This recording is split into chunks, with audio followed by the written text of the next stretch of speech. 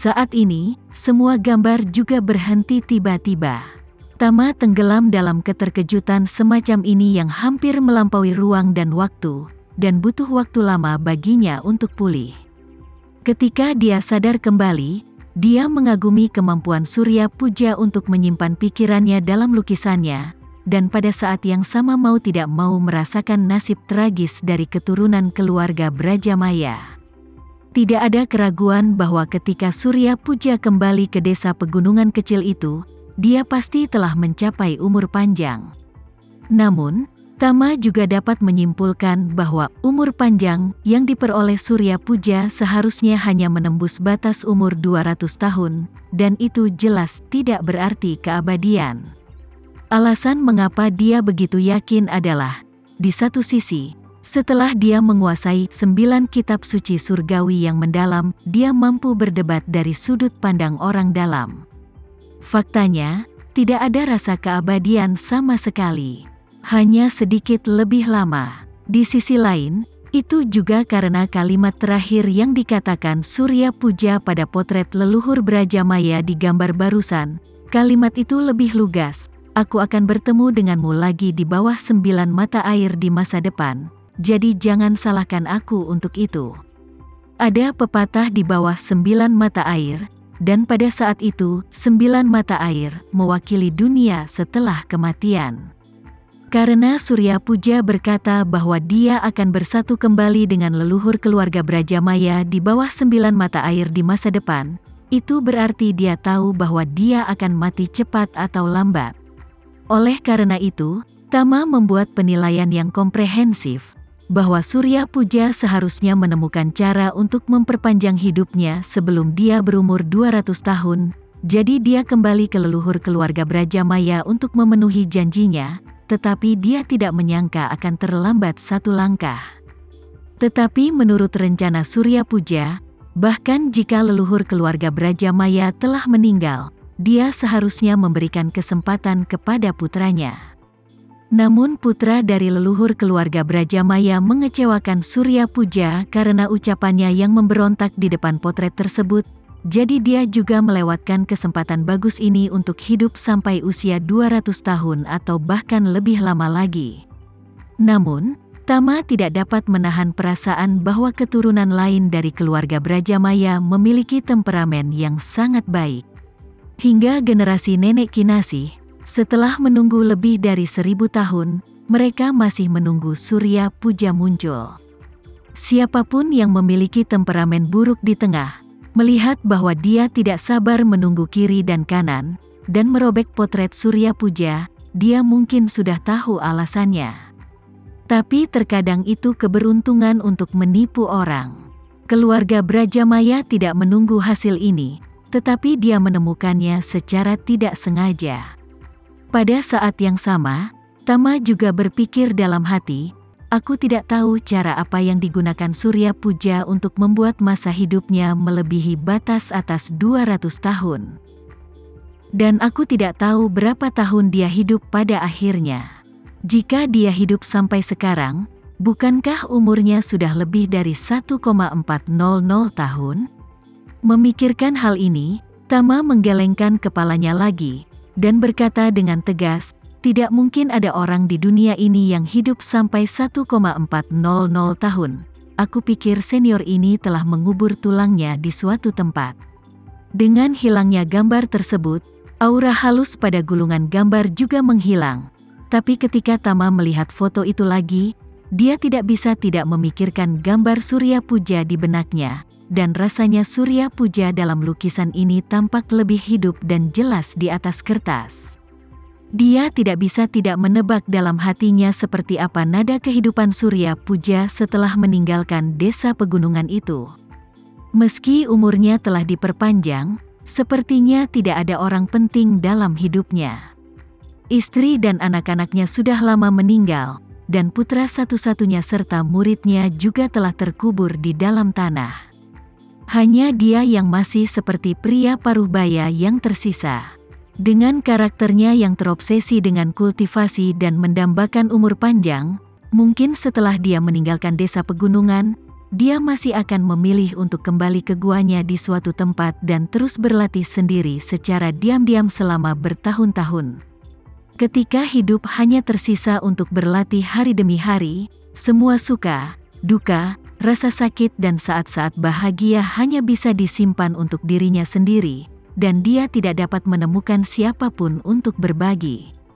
Perasaan itu, dalam pandangan Tama, bukanlah mencari umur panjang melainkan mencari kesepian.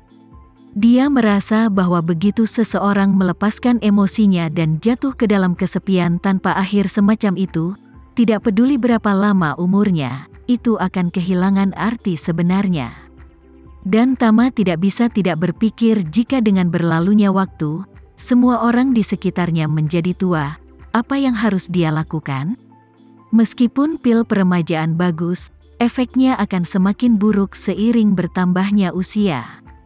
Dengan pil peremajaan, tidak masalah bagi orang biasa untuk hidup lebih dari 100 tahun. Tetapi sejumlah besar pil peremajaan akan dibutuhkan untuk menopang batas hidup hingga usia 200 tahun. Bahkan jika dia bersedia memberi mereka pil peremajaan yang cukup, apakah mereka benar-benar ingin terus menggunakan pil peremajaan untuk memperpanjang hidup mereka di usia tersebut? Tidak jarang seseorang hidup sampai usia 100 tahun, tetapi seluruh dunia belum pernah mendengarnya. Jika kau terus memberikan pil peremajaan kepada orang-orang terdekat kau agar mereka bisa hidup selamanya dan tidak menjadi tua, kemudian mereka harus menjauh dari setiap orang yang mengenal mereka tetapi tidak mengetahui detail mereka pada saat kritis tertentu. Jika tidak, mereka pasti akan menimbulkan keraguan yang tak terhitung jumlahnya. Ini juga berarti bahwa setiap orang harus menemukan tempat tersembunyi untuk bersembunyi dari dunia sekuler pada waktu tertentu.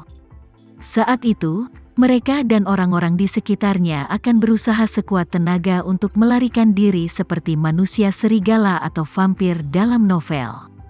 Mendapatkan perhatian orang normal, untuk kehidupan seperti itu, Tama bahkan tidak perlu bertanya kepada orang-orang di sekitarnya. Dia sendiri yang pertama tidak menerimanya. Memikirkan hal ini, dia tidak bisa menahan perasaan sedikit tertekan. Meskipun dia tidak perlu mengkhawatirkan masalah ini dalam 20 atau 30 tahun ke depan, itu adalah masalah besar yang tidak bisa dihindari selama dia hidup. Dia menghela nafas pelan, menyingkirkan gulungan itu, dan tetap terjaga sepanjang jalan. Karena kota tersebut tidak terlalu jauh dari Jakarta, pesawat tiba di bandara hanya dalam waktu 2 jam. Saat ini, langit bahkan belum cerah. Tama dan Devano turun dari pesawat, dan bawahan Devano sudah menunggu di sana. Devano dengan hormat bertanya kepada Tama, "Tuan, masih ada 1 jam sebelum fajar, apakah Anda ingin pergi ke hotel untuk beristirahat sebentar?" Tama berpikir sejenak, lalu melambaikan tangannya dan berkata, "Atur mobil untukku, dan aku akan pergi ke Villa Elsa, beristirahat dan pulang pada siang hari." Tama tidak mau membawa pulang potret Surya Puja, karena sulit menjelaskannya kepada keluarganya, dan dia takut menjadi wakil ketua Asosiasi Seni Lukis dan Kaligrafi. Ayah mertua yang lebih tua melihatnya dan menggunakannya untuk berpura-pura menjadi serigala berekor besar dengan yang lain. Ketiga, dia juga takut ibu mertuanya suatu saat akan kehabisan uang, diam-diam mengeluarkan lukisan itu dan menjualnya. Karena itu, dia berencana untuk meletakkan lukisan itu di Villa Elsa sebelum fajar. Meskipun anggota keluarga villa itu mengetahuinya karena kunci pintu yang ditingkatkan semuanya pengenalan wajah dan sidik jari, hanya dia yang bisa membukanya, jadi dia tidak perlu khawatir diketahui oleh keluarganya.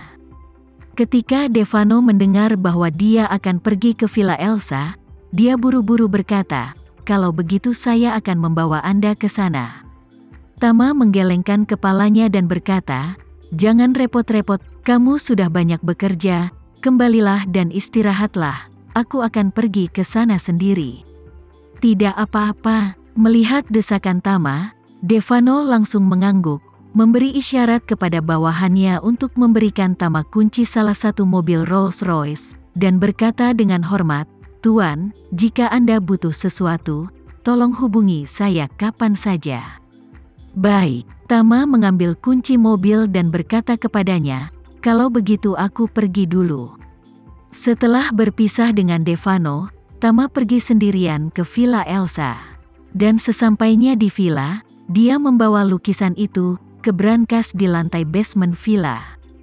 Setelah melakukan ini, dia datang ke kolam air panas dalam ruangan di villa.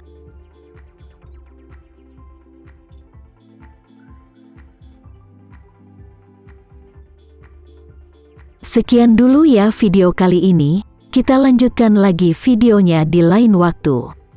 Oh iya, bagaimana menurut kalian? Semoga bisa sedikit menghibur kalian semua. Untuk teman-teman yang baru nonton, jangan lupa subscribe ya, hehehe. Dan kalau teman-teman ada yang ingin gabung langganan, bisa langsung gabung saja untuk dapat fitur yang menarik dan sedikit membantu Mimin. Terima kasih banyak sudah menonton, sampai jumpa lagi, bye.